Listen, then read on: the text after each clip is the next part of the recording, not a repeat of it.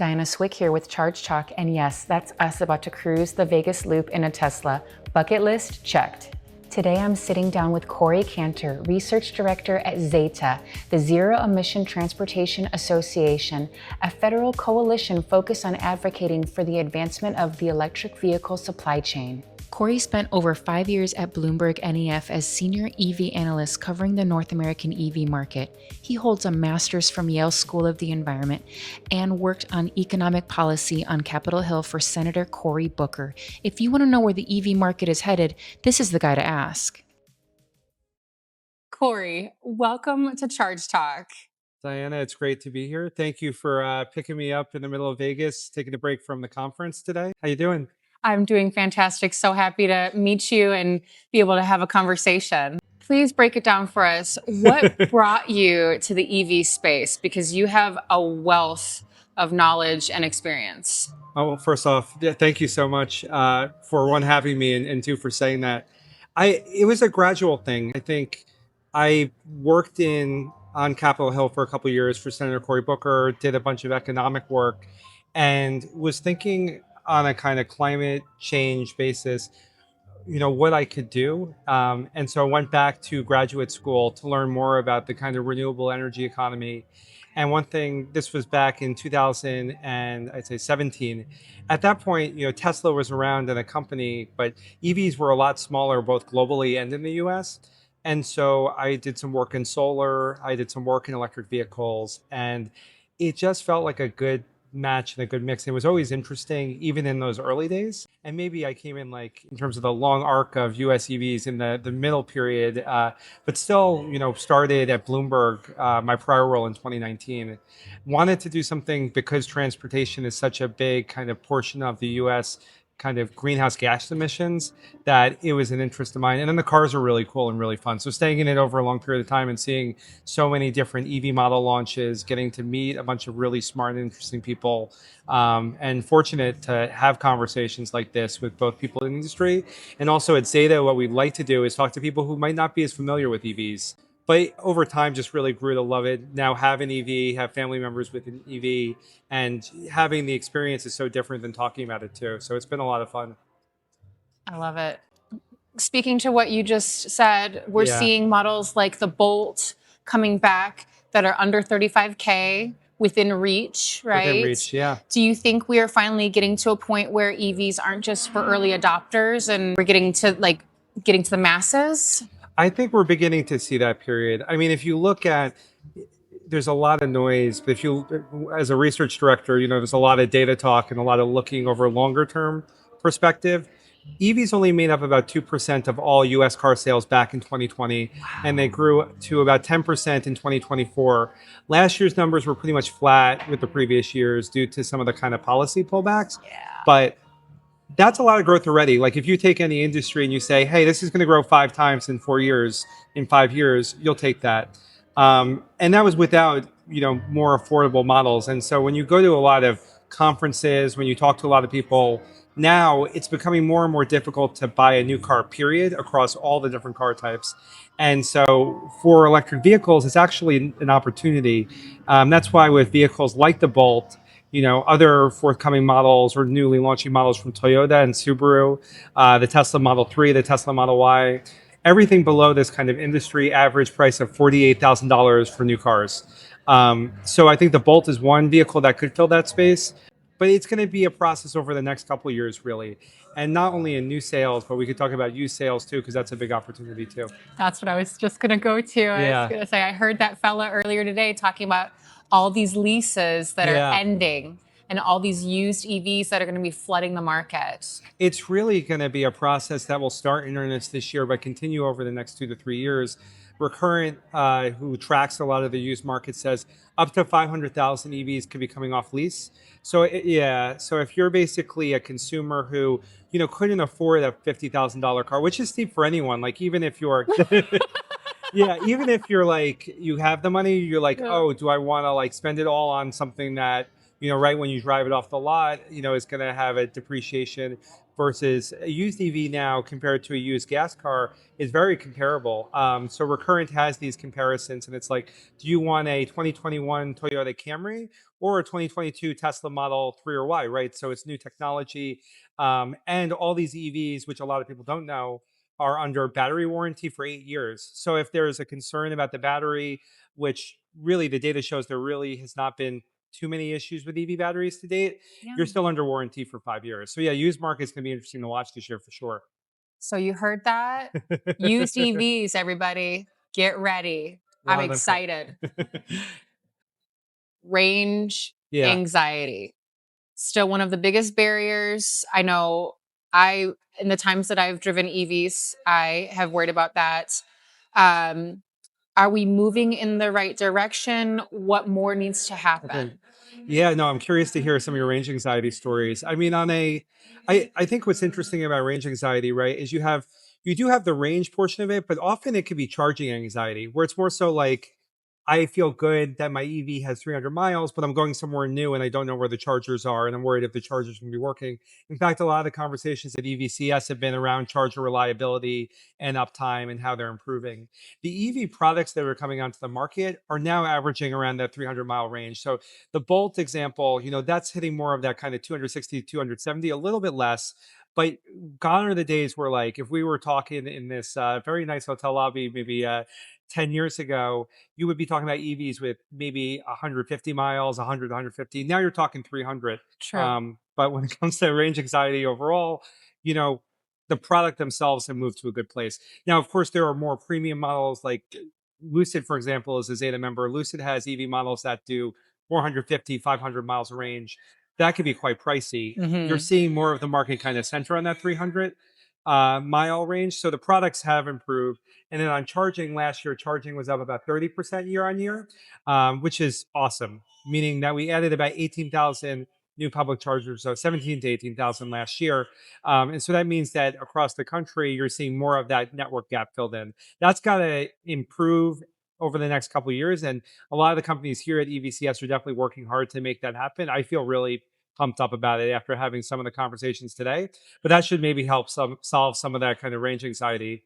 Then are you doing like a lot of long road trips, or what's your driving experience? Well, I won't say that I always have range anxiety, but I during a longer road trip, maybe a couple years ago, Yeah. I think there was just a little bit of nerves because we just weren't sure if we were gonna hit that next charging station, but we did. We were fine.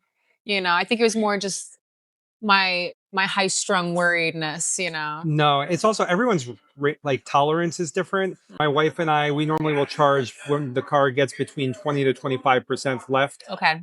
Some people will go, 5% of it left. My dad, for example, he's much more nervous and will do charging every day or doesn't want to see it go below like 30 to 40%. I Okay. remember a couple years ago, my dad he was driving a Tesla at the time into Pennsylvania, and he lives in New Jersey, now lives in New York, and drove everything out there. New Jersey has a lot of charging stations. He was in Oh, Pennsylvania okay. and was driving back, and I get a frantic call of, where are the chargers in Pennsylvania? The Tesla is directing me there, but I don't know if I'm going to make it. Oh no. And then I was on Google Maps being like, oh, that Blink one doesn't take Tesla at that point. Oh no. Luckily, he made it to the Tesla charging station. And the network's only improved since then. But yeah, it is a lot of people, even if they're kind of daily EV drivers, if you're going into uncharted territory for yourself, can get that feeling.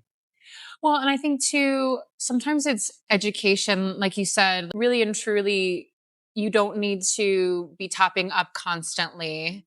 And so just learning from driving an EV, I think helps a lot. So I think a lot of people have that range anxiety because they don't understand.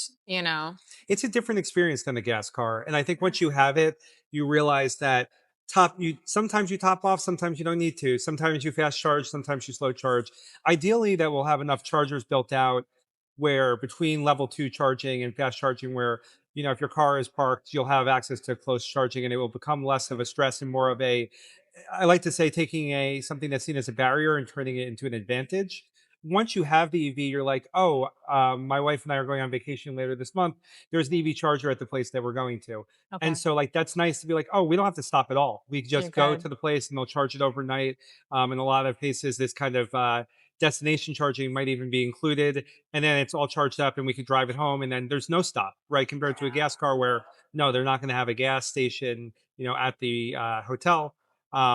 That's one ways that EVs have an advantage. Or if you have a home charger, data shows that 80 to 85% of people do have access to that, then you never have to worry about it, or you rarely have to unless you're in your road trip example. Yeah, of course. Regarding EVs right now, I know you mentioned the flat numbers Yeah. last year. There's a bit of uncertainty around everything. What would you say to someone on the fence about buying an EV? Okay, that's a really good question. And that's like a not a softball either. I I think that basically if you're looking at new sales, right, you've got some interesting and compelling products like the Rivian R2, which Love the Rivian yeah, R2. which looks great. Yeah. BMW iX3. So some Mhm. really great cars coming over the next portion of the year. Chevy Bolt for more of that kind of mass market. Um, I think the challenge with buying any car versus a lease for these new technologies is there's still the concern like, oh, is what's coming next going to be a lot better? I think for some of these more premium products, they're as good as they're going to be for the next probably 2 to like 4 years. Yeah. Yeah, I have a lot of friends who are like, oh, I want to wait for a Rivian R3. And I'm like, well, that could be 2029, 2030. Yeah. BMW, for example, is releasing a whole new EV platform called the New Class. And so a lot of those EVs that are coming on this new platform are going to share things like EV efficiency, range, kind of infotainment. So you're getting one, you're going to kind of have a similar experience, not a kind of generational leap. That being said, if you're more nervous, there's nothing wrong with leasing for a couple of years to see if you like it, particularly if you're a first time EV owner. Now, if you're talking used, you're going to be buying those in most cases. And then thanks to things like the warranty, doing your background research before you purchase the car, then you're going to buy. But the tech has gotten so much better. I think as long as you're doing your homework before you make a purchase or lease, it's the market's in a good spot for a buyer in particular at this moment. Yes. I actually did a podcast, I want to say a year or two ago, with a friend of mine who he had all of these stacked incentives. He's in California and he's able to get a slightly used Model 3 for Yeah, $9,000. that's really And cheap. I was like, you just play the system so well. And I was shocked because, I mean, that's crazy. I mean, there were people in Colorado last year when the federal credit was still around that were stacking like a $7,500 credit, a $4,000 state credit, and then additional utility incentives and getting like $12,000 to $13,000 off a car. So, And that's before the total cost of ownership benefit of an EV. Charging in most cases, actually probably the vast majority of cases, is better than gasoline charging oh, because yeah. it's cheaper, right? So one thing that ZETA has is we have an electricity versus gasoline tool. You can go to zeta.org/compare and look at an EV model of your choice compared to a gas vehicle. You can even do an EV versus a hybrid and see, how much you're saving. But with the latest kind of increase in gas prices in places like Nevada, where we are today, people could save $1,000 to $2,000 a year Yeah. on fueling with an EV compared to a gas car. And that adds up. People have vehicles for 10 years. So if you have that EV for 10 years, you could be saving $20,000 or $10,000 by just making the switch. Yeah. Gas prices have jumped a lot. Yeah. What are they? You're based in Houston, right? So do you see? I think I filled up a few days ago and we're well over $3 and it Yeah. feels like they're climbing. So, No, there are some states in the US, I think they were up to about $5 or, yeah, or $4 a gallon. I don't know if we see five for diesel, or I think Michigan was like four. someone told me, they said maybe people will start buying EVs. There has been actually interest that has gone up from Edmunds, which is the car dealership site. They track consumer interest, and so interest in the EVs and hybrids went from about 20%, I'd say 2 weeks ago, to 22% last week to 24%. So it's of the share of like what people are looking at on the site. Interesting. Both hybrids and fully electric vehicles have done really well in the last, I'd say, 5 years, and so I expect regardless of what happens in the short term, because these gas prices, you have to see an extended period of higher Yes. prices from a data perspective to really see consumer behavior change. It's still quite early before making a verdict on that. Yeah, I forget you've been doing so much research for so long. It's been a long. I So, know I did like the Russia Ukraine stuff back in 2022, where we saw a similar spike, Okay. and those elevated gas prices went on for a good 4 or 5 months, and it had an impact. Yeah. So you drive an EV, yes? Yes. What are your favorite aspects of driving the EV and what do you think needs improvement? Okay, good question. One favorite, I'll talk about driving the car in a second, but one, having the app is so convenient. So like I could pull it up and check how much charge is left on it, where it's located at, where nearby chargers are. So Tesla app, yeah, really useful. In terms of the drive, it's just really intuitive and really smooth, and also has a lot of safety features. So like if you're on a highway and you have a blind spot, the fact that it's beeping and keeping you safe is really nice. Yeah. And so sometimes it's hard to go back to an older car because you're like, oh, it doesn't have, these additional features or even cameras behind. So the product is fun to drive, but also you feel pretty safe in it. And the Tesla I'm in is a little bit bigger than I ultimately want to move to a smaller car. So having the extra kind of tech in there is helpful, especially in a place like New York City where it's quite compact. Oh, that's right. You're in New York City. Yeah, in New York, Yeah. in Brooklyn, as a Yeah. New York portion. I love it. You've spent a decade studying the EV space from every angle. When you look at the next 5 years, what excites you the most and what doesn't excite you the Yeah. most? Yeah, and I realized I didn't even answer your question on the thing that I don't like on the. Oh, I got excited. Yeah, Yeah. no, I mean it's What good. don't you like? Yeah. No, I mean we need more chargers because even when you have access to all the tools, it's like you still feel like, okay, I need to drive in Brooklyn 15 minutes to go to a fast charger where you're like, okay, this could really be 5 minutes away. And not just for people like me who like I don't mind doing that, but we want to make this fun, affordable, and accessible for everyone. And early adopters are more willing to go the distance, right? People like you and me and folks at EVCS who breathe this stuff. Yeah, we'll take the extra drive and the extra pain, but other people shouldn't have to. And ultimately, we should want a product where we have these chargers everywhere. So yeah, like minor inconvenience, but in the grand scheme of things, not a big deal. Yeah, I think convenience is the name of the game. The more convenience we can provide, the better it's going to be, the more adopters there will be. Yeah, exactly. So, Okay, so where were we? We were talking about yes. 5 years or so, or We were saying, looking at the next 5 years on the EV landscape, what is exciting you and what is not exciting you? okay, two things because I'm going to be too positive, and I'll do one challenge. Okay. Number one, the models coming out are really exciting. And I think having products that you're like, oh, I can't wait to see how that launches and how people feel about it. I'm a big Inside EVs fan. It's a great website. And just seeing all their reviews of the Rivian R2 or Lucid's forthcoming vehicles, um, just got me, not got me up in the morning, but more so got me excited to see how drivers are going to experience these cars. And they do a great job covering the industry, so anytime they're kind of excited about a car, it's contagious. The other thing is new battery chemistries. Right now a lot of our EV batteries are nickel based. There are improvements coming in that kind of NMC technology that these automakers are and battery makers are investing in.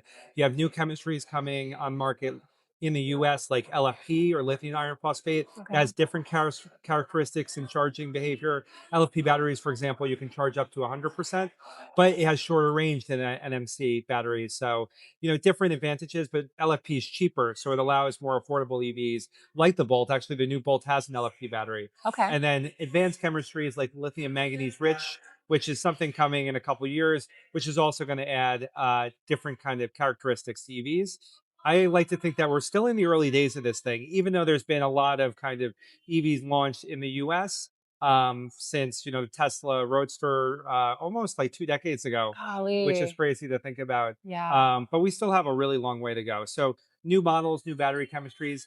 And then I'd say the challenge or the thing that could be concerning is that it's becoming a more and more globally competitive marketplace. Chinese EVs are really popular, really affordable, and really on the rise in a lot of places like Southeast Asia, where I just was on my honeymoon, where you see a lot of BYDs.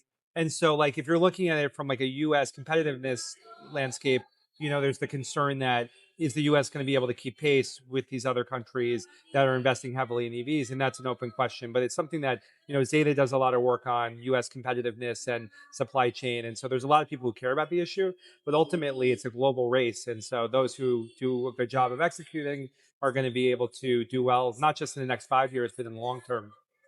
Yeah, I was talking with someone earlier today and he was telling me, he goes, I really want to go to China and I want to see what they're doing. And I said, me too, because it feels like they are way ahead. They've invested in the EV space since really the early 2000s, but really in a really kind of heavy way since 2010. Now, there's a lot of state subsidization that goes into it, and frankly, a lot of price competition to where prices have been reduced so much that not every automaker there is going to make it because they're not making enough of a profit. But the cars are fast, and there's a lot to learn there. So much so that like Jim Farley took what's called a Xiaomi, which is a luxury SUV that sells for like the equivalent of like a $35,000 car, and Ford took it apart to learn from them, and that's why Ford has the Skunk Works project. They're trying to outcompete Chinese EVs. Interesting. But bringing it kind of back to like where the U.S. has to think about is like it's a global auto market. And so whether you're talking about Canada, for example, or competing in Mexico or competing in Europe, you're going to have to be able to not just compete with the US players that we've heard of, like a Ford, GM, the US kind of new upstarts like Rivian, Lucid, as well as Tesla, which has become a major car company, but really also these companies out of China as we look into the next decade or so. It's a lot of trade policy on that. ZETA is happy to see so much of the U.S. supply chain be built out. We partner and have members with companies like Panasonic and LG who are trying to bring all of their expertise and knowledge here to the U.S. So I'm hopeful that over time, a lot of the supply chain investment, even with some of the federal pullback, will lead to more affordable models that can meet the need. But yeah, it's going to take a lot of investment and effort, and frankly, consumers, buying into the product over time. 100%. Yes. We got to win these people over. Yeah. Corey, thank you so much for taking the time to sit down with me. Yeah, Diana, it was fun to take the Hyperloop. Is that the the loop Teslas in the tunnels. In the tunnels. The loop yes. You might be right though. Hyperloop could be it. I'm not sure. Honestly, we'll check the name. Yeah, I'll have to check. Yeah. Yeah, but there's so much expanding in this technology space, and so yeah, like something new I learned today, and yeah, very curious to see what you continue to learn and bringing people on, and yeah, I guess one question for you, over the series or the last like 6 months or so, is there anything on EVs that you really learned that you were surprised about when you had someone come on? This is the first time I've ever had a guest ask me a question, and I don't even know how to be. What have I learned? I've learned so much. And honestly, I think the biggest thing that I've taken away from just interviewing all of these amazing people, such as yourself, is to be open-minded and open to innovation. And even if something that first iteration isn't good enough, you just need to keep iterating and finding a way. Going back to the charging, it can be a mess, I mean, there's a lot of room for improvement in EV charging, but there are people out there, like you said, early adopters, us, that just want to keep trying and are willing to walk the miles and take the annoying routes, So I think that's just been the overarching trend I've seen. It's like, just keep going. It's getting better and better. No, and I think that passion from the EV consumers in that kind of like early adopter phase and the companies is ultimately what's going to win out, because people who are into this stuff really enjoy it.